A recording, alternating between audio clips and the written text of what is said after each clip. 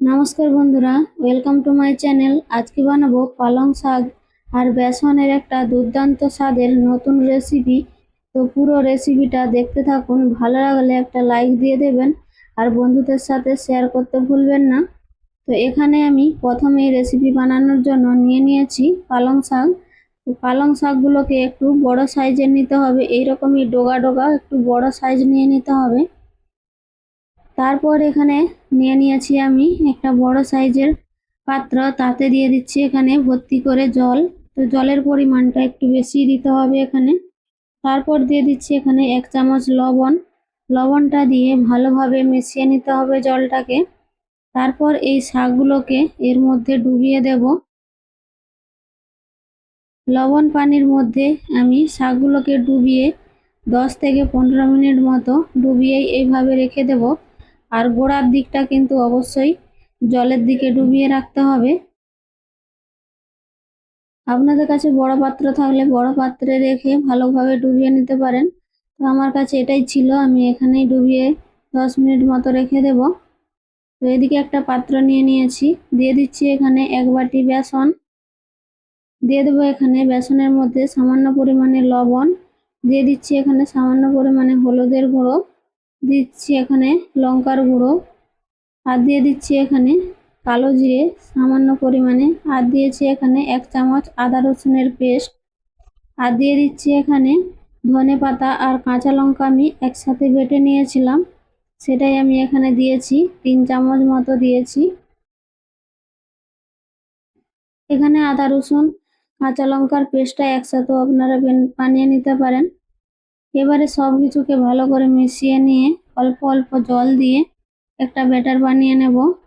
একসাথে বেশি পরিমাণে জল না দিয়ে অল্প অল্প জল দিয়ে ব্যাটারটা বানিয়ে নিতে হবে, তাহলে বেসনের মধ্যে কোনো রকম গুটলি থাকবে না আর সুন্দরভাবে একটা মিশ্রণ বেনে যাবে। তো আমি অল্প অল্প জল দিয়ে এটাকে ভালো করে একটা পাতলা মিশ্রণ বানিয়েছি, দেখতেই পাচ্ছেন কতটা আমি পাতলা রেখেছি।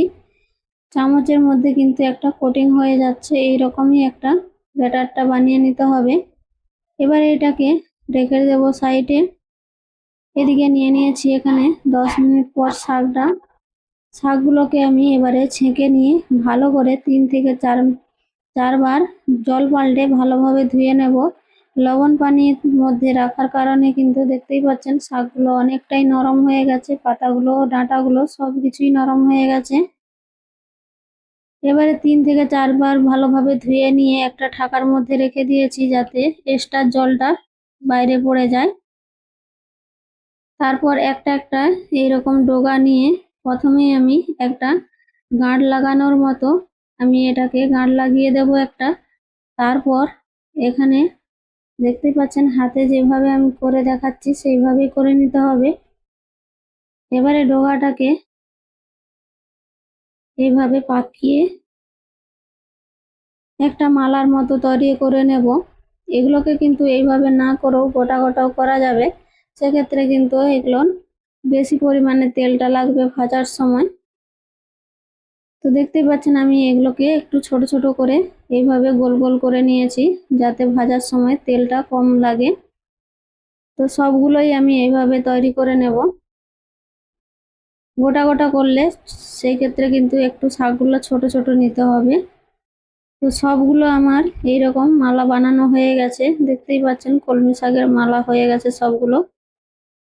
এবার এদিকে কড়া বসিয়ে দিয়ে দিয়েছি এখানে রিফাইন তেল। তেলটা ভালো করে গরম করে নিয়েছি। তো এখানে বেসনের মধ্যে আমি চালের গুঁড়োটা দিতে ভুলে গিয়েছিলাম, 1 চামচ চালের গুঁড়ো দিয়ে ভালোভাবে এটাকে মিশিয়ে নিচ্ছি। বেসনটা কিন্তু অবশ্যই ভালোভাবে ফেটিয়ে নিতে হবে। মেশানো হয়ে গেছে। এবারে আমি একটা একটা কলমি শাকের মালা এর মধ্যে ভালোভাবে কোটিং করে নেব বেসনের মধ্যে। তো দেখতেই পাচ্ছেন উল্টে পাল্টে ভালোভাবে করে এভাবে বেসনের মধ্যে কোটিং করে এবারে গরম তেলের মধ্যে দিয়ে দেব। তো গ্যাসের ফ্লেমটা কিন্তু এখানে একটু মিডিয়ামের থেকে উপরে রেখেছি, খুব কিন্তু হাই হিটে এগুলো ভাজা যাবে না, তাহলে কিন্তু ডাঁটাগুলো কাঁচা রয়ে যাবে। তো আমি এখানে কিছুক্ষণ ধরে ভেজে নিয়েছি। তো এক সাইডটা হয়ে গেলে এগুলোকে উল্টে দেব। এবারে উল্টে পাল্টে এগুলোকে মাঝারি আঁচেই ভালো করে ভেজে নিতে হবে। একটু টাইম নিয়ে ভাজতে হবে যাতে এগুলো সুন্দরভাবে ক্রিস্পি হয়ে যায়। তো 5-6 মিনিট মতো আমি এগুলোকে ভালো করে ভেজে নিয়েছি। এবারে গ্যাসের ফ্লেমটা একটু বাড়িয়ে দেব যাতে এর মধ্যে যে তেলটা রয়েছে সেই তেলটা বেরিয়ে আসে। তো নামানোর আগে হাই ফ্লেম করে দিলে তেলগুলো বেরিয়ে যায়। তো আমি হাই ফ্লেম করে দিয়েছি। এবারে এগুলোকে কালার এসে গেছে সুন্দরভাবে আর ভাজাও কিন্তু হয়ে গেছে। এবারে একে একে এগুলোকে নামিয়ে নেব।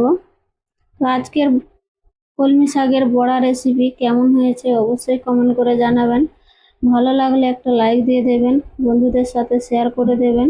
আর নতুন বন্ধু হয়ে থাকলে চ্যানেলটাকে সাবস্ক্রাইব করে আমার পাশে থাকবেন। তো সবগুলো আমি ভেজে রেডি করে নিয়েছি, দেখতেই পাচ্ছেন। এবারে উপর থেকে একটু বিট লবণ ছড়িয়ে দিলাম। একেবারে মুচমুচে একেবারে বড়াগুলো হয়েছে, দেখেই বুঝতে পারছেন কতটা সুন্দর হয়েছে। ডাল ভাতের সঙ্গে কিংবা চায়ের সাথে যে কোনো টাইমে এগুলো বানিয়ে খেতে পারবেন। যারা কলমি শাক খায় না তারাও কিন্তু চেয়ে চেয়ে খাবে, কেউ বুঝতেই পারবে না এটা কলমি শাক দিয়ে তৈরি।